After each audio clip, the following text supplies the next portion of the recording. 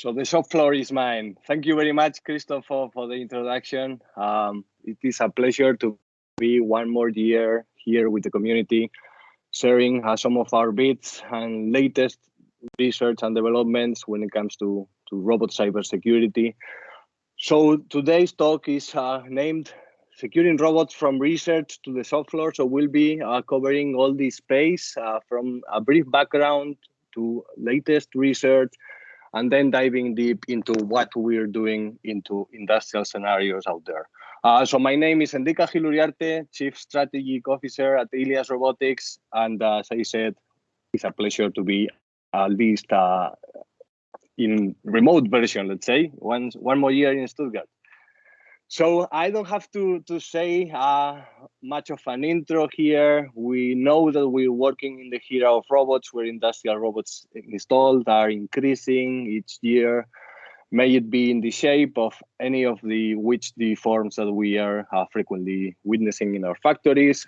We expect that this automation by robots will equalize the amount of work that is being done by the humans currently by 2025, according to the World Economic Forum. And we are increasingly, let's say, giving the robots more critical tasks. And this is one particular operation that is out of the industrial shop floor. But there's other instances where we see robots working along with us every day. Basically, this translates to the next generation of robots named collaborative, may it be manipulators, or may it be, let's say, mobile robot platforms that are also beyond and trespassing also the shop floor and the industrial environments. And maybe made used in public spaces and hospitals and other kind of facilities. Now,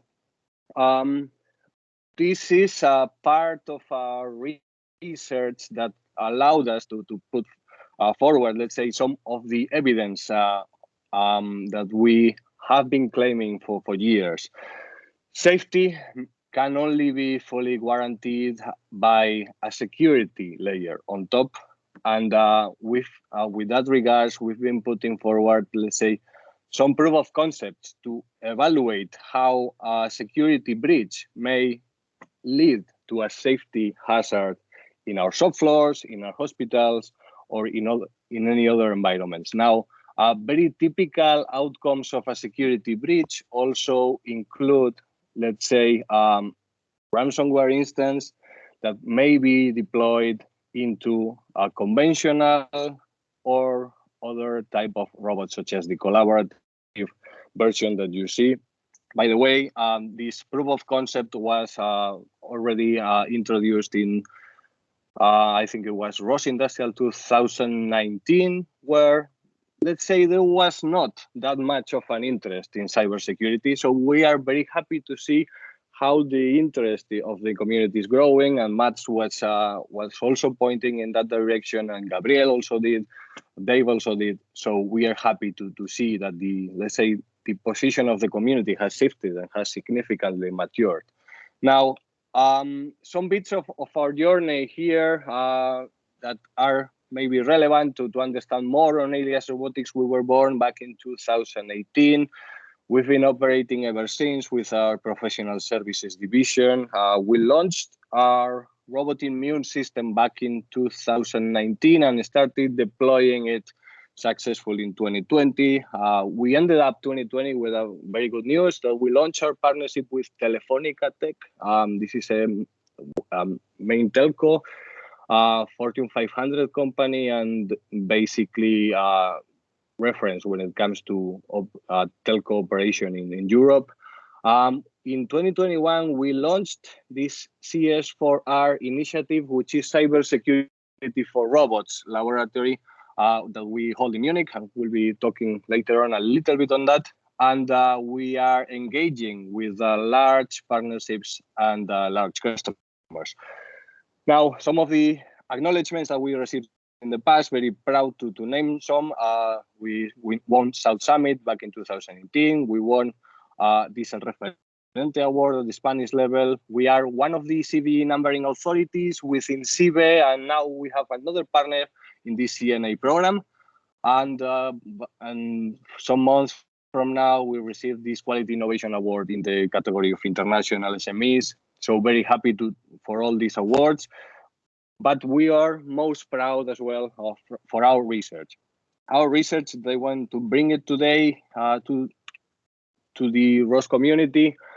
Some of you may know Alias Robotics because we've been in the space for a while, particularly, let's say, leading this offensive side of the robot cybersecurity, where we have, let's say, discovered more than 1,000 vulnerabilities, and there's 8 market studies already pointing us as market leads in some of these subsectors, but also cooperating with other ROS-related initiatives, such as the ROS-I initiative. So you may have had the chance of reading this ROS Industrial ROS-I initiative that also we wrapped up with this red teaming effort that wanted to, let's say, evaluate the security of the ROS-I drivers for various vendors. And you will find the paper open up out there. And basically, we are also let's say, focusing in other areas that are well beyond ROS, because basically the robot endpoints ship it all. And I'm taking this from the presentation last year because robotics is much more than ROS, particularly out there in the industrial scenarios. Now, this is an instance of a robot out there that we found open back in 2018. It was open in the web, on the internet, just performing a task classification, let's say, task. So this is the example of one instance on how vulnerable some robotic deployments may be if the security is not taken, let's say, with the adequate caution. Now, other bits on the ROS security research that I would like to wrap on is the Red ROS 2I initiative, which yielded another initiative that is worth mentioning. So this is the robot vulnerability database that is open repository for robot vulnerabilities. You will find it in GitHub. I didn't paste the link over here, but I'm happy to provide it afterwards. And basically here, we're wrapping up robot vulnerabilities by robot components, vendors, and we also building the pipeline from triage, let's say, to private disclosure and then further publication. For more, you can visit the whole research paper that is freely available in our research site. Now, from the security angle, ROS 2 is still somehow immature, and this is again something that I drew from our last year presentation, where we basically highlighted some of our bits that were also in the direction towards studying, let's say, the layers that are forming ROS 2. And also tomorrow you will have the chance of hearing an interesting talk by Federico from Tremicro, who will be speaking more on these DDS security investigations. By the way, this is research that has been recently published in Europe, in Black Hat Europe, sorry, a few weeks back, and featured by an array of partners in the industry. So very happy to cooperate in there as well. And as a final bit of our research, we basically wanted to recap today here on some of the ongoing research that we are doing on robot threat intelligence. So basically, we are deploying several instances of ROS and ROS 2 robots out there, and we are evaluating, let's say, the taxonomy of the attacks and the profile of the attackers with a Spanish university, which is called University of León. And then we are building some very interesting results. And we are also, let's say, evaluating some novel vulnerability candidates. So in particular, we have a couple and one more advanced zero-day vulnerability that is on triage. Also on the path, we have improved our intrusion detection capabilities for RIS building on top of ROS-2. So we are very happy to be continuing in this research line. All this can be wrapped up on our public site for our open research. So I invite you to come over and you will find the links to the open source material that we produce. I'm very happy also to have maintained this. So research is amazing, it's fantastic. Every company has to do it, but what gives the, let's say, the revenues and the business model is the shop floor when it comes to real deployments out there and helping the actual customer out there. So very happy to illustrate also our transition and how we work with the industrial customers out there by understanding how security is a process that needs to be followed up. And previous speakers were elaborating upon bits as well of this whole security process, that we understand that we need to, let's say, first evaluate and identify our security position with a threat model. Then we follow up on experimental actions with our robot security assessments, and we finalize this security process with compliance with existing standards and norms. But this doesn't end up here. You need to reiterate and you need to further, let's say, work in the cycle. So this is basically an analogy to the DevOps cycle where security needs to be considered a transversal, let's say, component to it. Now, diving a little bit deeper into our security services, professional security services, we designed threat modeling to, let's say, discover what your security status is, building upon very well-known strategies and very well-known methodologies. We have also a very consolidated security assessment, let's say, section to identify experimental vulnerabilities in your system. We perform pen testing exercises, but also red teaming, where basically we, let's say, target our team to a specific outcome.